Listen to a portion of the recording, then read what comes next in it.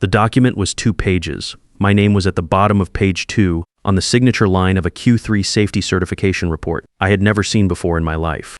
Lori Paxson, our HR manager, sat across from me with her hands folded on the desk. "Neil, this report was submitted to the Canadian Regulatory Office last Thursday under your authorization." I stared at the signature. It looked close. Not exact, but close enough that someone had taken their time with it. "My name is Neil Delvain. I'm 54, senior project manager at Hargrove Building Solutions, and I had just walked into the cleanest ambush of my 18-year career. I want to explain how I got to that chair. It didn't happen overnight. Hargrove makes industrial insulation materials. The kind used in commercial buildings, warehouses, distribution centers, not glamorous work, but important work. Buildings don't burn because of products like ours, or they're not supposed to. I joined the company when we had maybe 80 employees.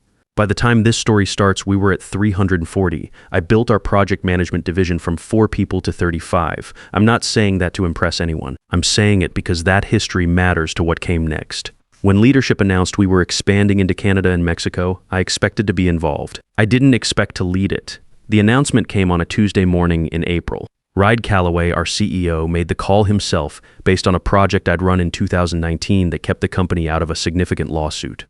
The board remembered that. Ride remembered it. Diane Forsyth, our VP of Operations, was not happy. She'd been positioning her son Owen for the role for months. Owen had been with the company 2 years. He was 26, polished in meetings, and had the kind of confidence that comes from never having faced a real consequence. Rita, Diane's niece, had recently been placed into a compliance analyst role she wasn't qualified for. The whole division was starting to feel like a family arrangement. Diane smiled at the announcement, that tight, controlled expression people use when they're furious and need to hold it together. She found me in the break room that afternoon. "Neil, I want to be honest with you," she said, stirring her coffee.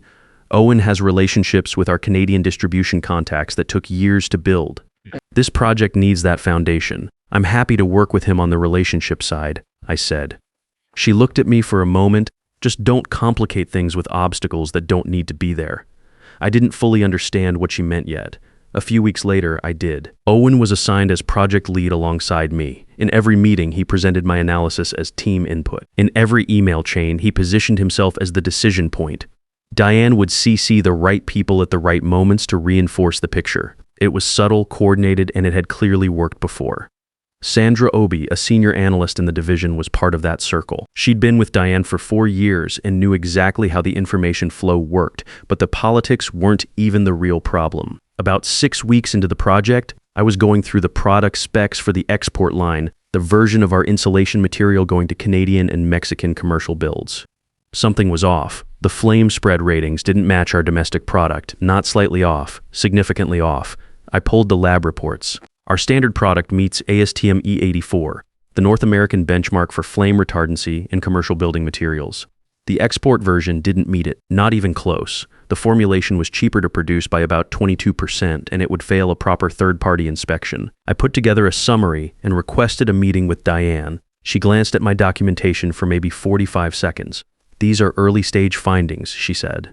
"Elliot's team has run updated tests that replace this data."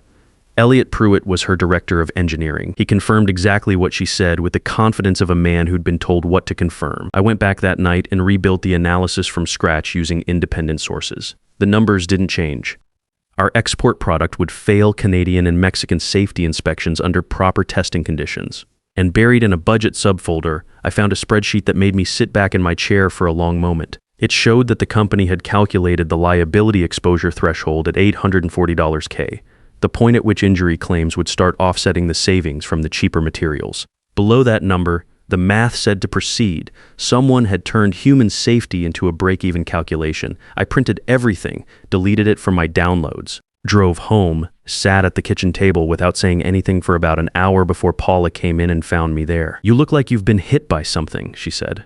"I found something at work, something bad." She sat down. "How bad? Bad enough that I don't know who to trust yet." She didn't push for details. She just said, "Then figure out who you can trust before you do anything else." That was the right advice. I called my sister Gail the next morning. She does freelance business consulting, and she's the most clear-headed person I know when things get complicated. "Don't go to HR," she said immediately. "And don't go to Diane's boss yet either. Find out who actually has authority over this situation before you move. What do I do in the meantime? Document everything. Every meeting, every conversation, every email. Write it down the same day while it's fresh. And back it up somewhere they can't touch. I started keeping notes that night. A legal pad at home, entries dated and timed. I also requested a portable hard drive from IT for project archiving purposes and started copying my research files to it every evening before I left the office. 3 days after my meeting with Diane, I came in to find my project folder on the company server had been wiped, not corrupted. Wiped clean. The IT desk told me it was a system migration error.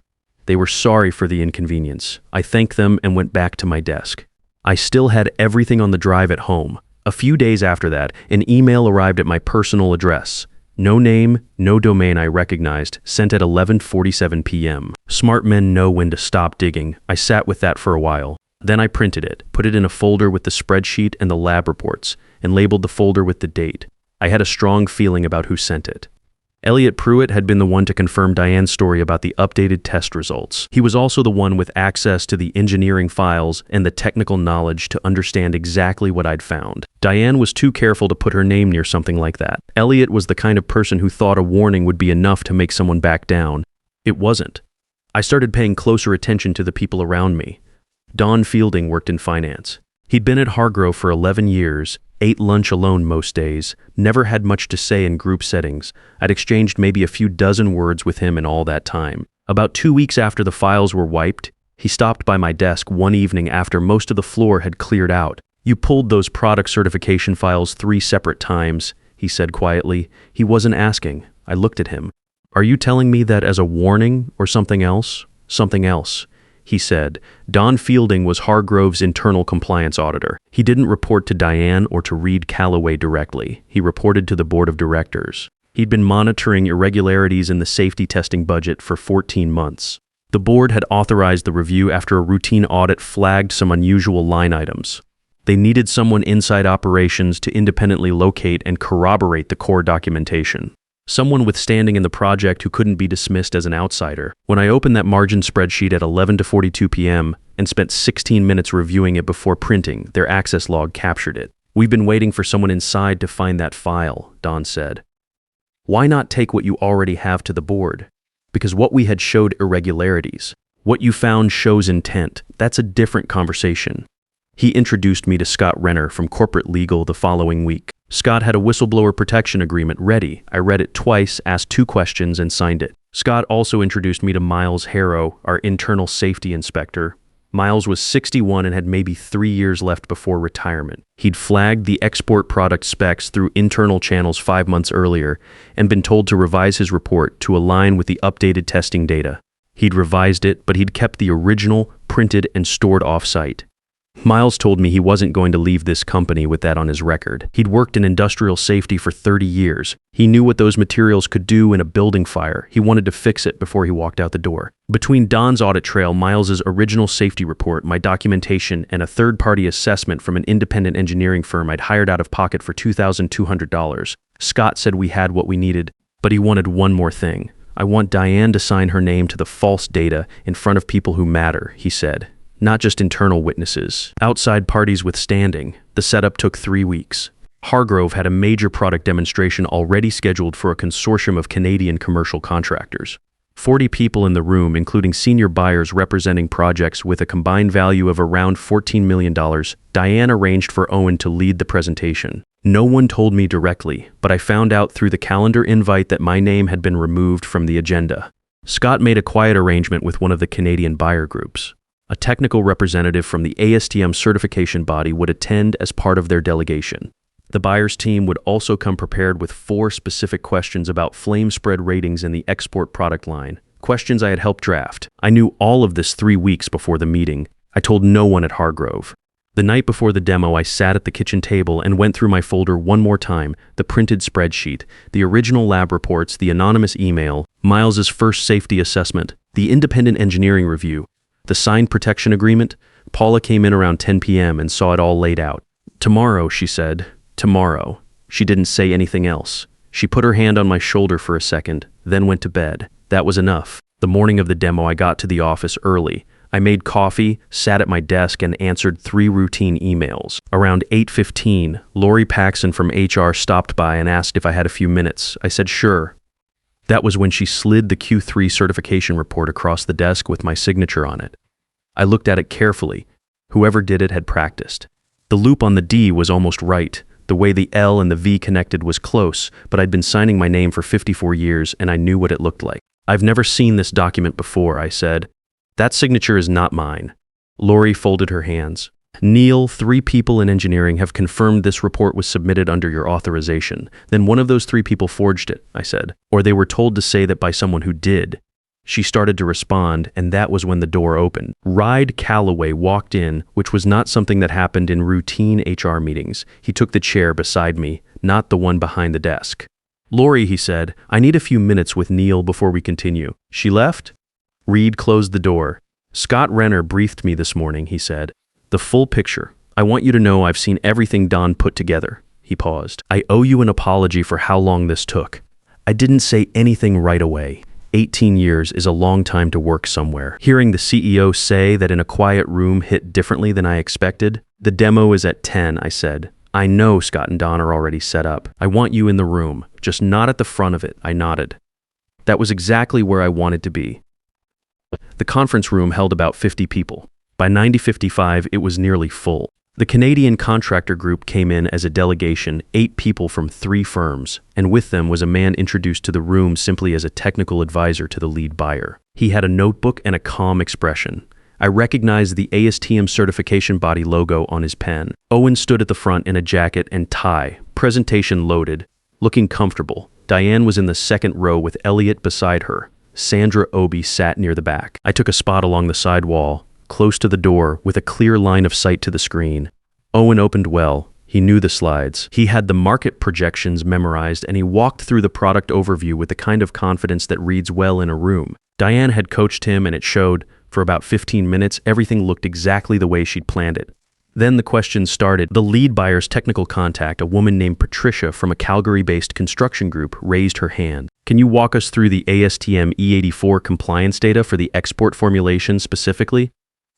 Not the domestic line. Owen glanced at his slides. He pulled up the product overview page and started talking about the company's domestic certification history. Patricia waited until he finished. I understand the domestic ratings. I'm asking about the export version going into Canadian projects. Can you show us those specific test results? Owen looked toward Elliot. Elliot looked at the table. A few seconds passed. The room noticed. Diane stood up.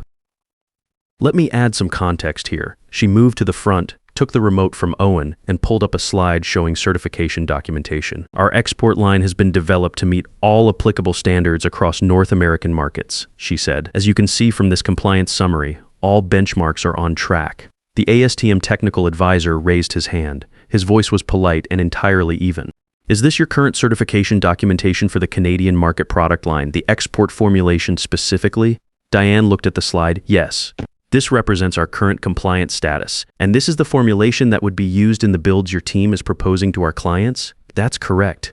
Scott Renner stood up from the side of the room. I'd like to pause here and address some discrepancies in what's been presented. He connected his laptop to the secondary display. The first document that came up was Miles Harrow's original safety assessment, the one he'd been told to revise. Then the lab comparison showing the export formulation's actual flame spread ratings against ASTM E84 thresholds. Then the third-party engineering report I'd commissioned. Side by side, the gap was not subtle. Diane said, these reports are out of context. Scott moved to the next slide. An internal spreadsheet showing the $840 kiloweight liability threshold calculation, with Diane's name in the file metadata as the last editor. Then the email chain between Diane and Elliot discussing how to manage test results that didn't support the timeline. Then Sandra Obi's written statement, signed 2 days earlier, describing the pressure she'd been under to approve internal documents she knew were inaccurate. Sandra was still sitting near the back of the room. She didn't look at Diane. Elliot stared at the table. Scott said, we also have confirmation regarding the forged authorization signature on the Q3 certification report submitted last Thursday. Elliot Pruitt has provided a written statement acknowledging he signed Neil Delvane's name to that document at Diane Forsyth's direction. I heard Diane say something under her breath. I couldn't make out the words. Reed Calloway, who had been standing near the back, spoke for the first time. His voice was quiet, but it carried.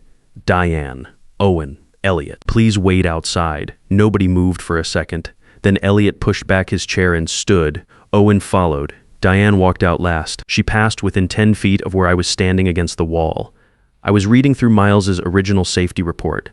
I did not look up. The rest of that meeting took about 40 minutes. Scott walked the room through the full audit findings. Don presented the financial irregularities he'd tracked over 14 months. The Canadian buyers asked careful, measured questions. Reed answered most of them directly. He didn't hedge, and he didn't make excuses for what had happened inside his company. When it was over, the lead buyer from Calgary, a man named Arthur who had said almost nothing during the presentation, stood up and shook Reed's hand. "We appreciate the transparency," he said.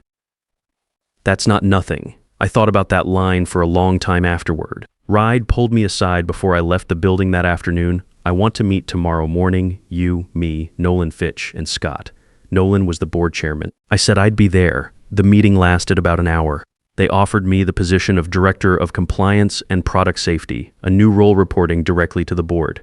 The salary increase was 16%. I asked for the weekend to review the formal offer. Reed looked like he wasn't sure if I was serious. I was. I'd learned over 18 years that decisions made in the middle of a lot of noise usually need a little quiet to hold up properly. Paula told me I was being ridiculous. I took the job Monday morning. Diane, Owen, and Elliot were terminated the same week as the demo. The board moved quickly once the outside parties were involved. Rita, Diane's niece, was reassigned to an administrative position in a different division. No announcement, no drama. She was just moved. Sandra Obi kept her job. She'd come forward voluntarily, put her name on a sworn statement, and taken a real risk doing it. I didn't have any say in that decision, but I agreed with it. Elliot's written acknowledgement about the forged signature went to the board and to outside counsel. Whether that turned into anything beyond termination was out of my hands. About 3 weeks after everything settled, Diane came to my office. No appointment. She looked like someone who hadn't been sleeping well. I told my assistant to give her 5 minutes. She sat down across from my desk. "The shareholders are pursuing a civil claim," she said. "Loss of company value. My attorney says it's going to be significant." I nodded. "You could say something on my behalf. Tell them the pressure came from above my level, that I was operating inside a system that pushed for those margins." I looked at her for a moment. Was that true? She didn't answer. "Diane, I can't tell them something I don't know to be true, and I'm not going to guess in your favor on something this serious." She sat there for another few seconds. Then she picked up her bag and left. I didn't have anything else to say, and neither did she. After she walked out, I opened the bottom drawer of my desk and took out the folder. The printed spreadsheet with the $840 KLO threshold, the original lab reports, the anonymous email in its plastic sleeve, Miles's first safety assessment, the independent engineering review, all of it still there. I took a photo of the anonymous email next to my new office nameplate and sent it to Gail with no caption. She replied with 4 words, "You did it right." That was enough.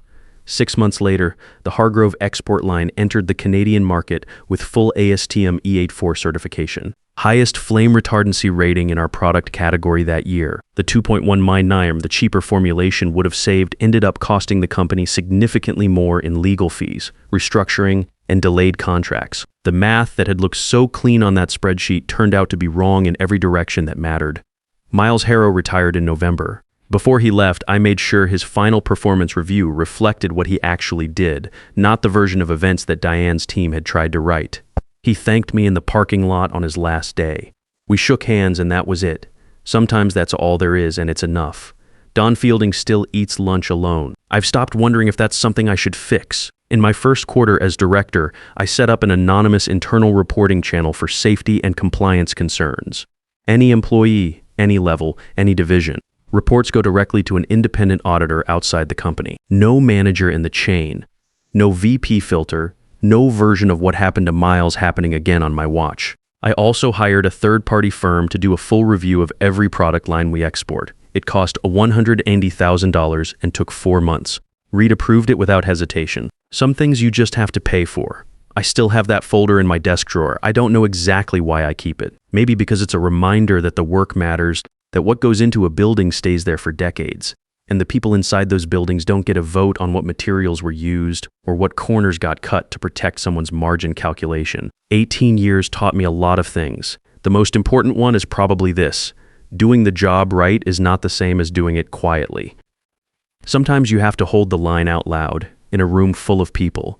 and let the evidence speak for itself. If you've ever been the person in that room, the one who found something that couldn't be ignored and had to decide what to do about it, you already know what that feels like. It's not comfortable, it's not fast, but it's the kind of thing you can live with afterward. If this story connected with something you've been through at work, drop it in the comments. And if you're sitting on something right now that you know isn't right, remember that documentation is just a folder and a date. Start there. Like this video if it landed for you. Subscribe if you want more stories like this one.